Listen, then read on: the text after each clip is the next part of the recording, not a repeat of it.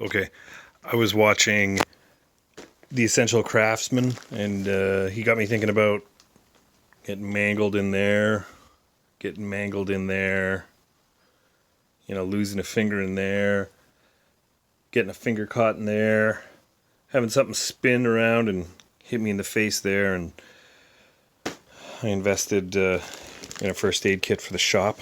So two things I got out of it was something that has a tourniquet, for big bleeds, stopping the big bleeds, some kind of gauze pack, some kind of, stop bleed. So this is like an absorber, some big wristband stuff, some tape, like a pressure bandage. Got me thinking about big, pressure bandage with elastic ties. Get me thinking about bigger, more dangerous bleeds that happen in a shop. It's kind of a bad thing to think about, but it's also a great thing to think about because, geez Louise, you never know what's going to happen.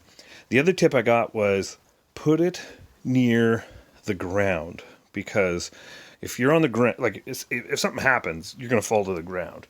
So make sure that it's accessible to you when you're on the ground. Like, don't put it up on a shelf or something. You got to put it down near the ground, because if you're working alone, that's where you're going to go.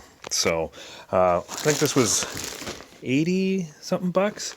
It's for small to 2 to 25 workers, but meant for a level 3 CSA kit. So yeah, highly recommend that. It's a good Christmas gift for any home hobbyist machinist, like it or not.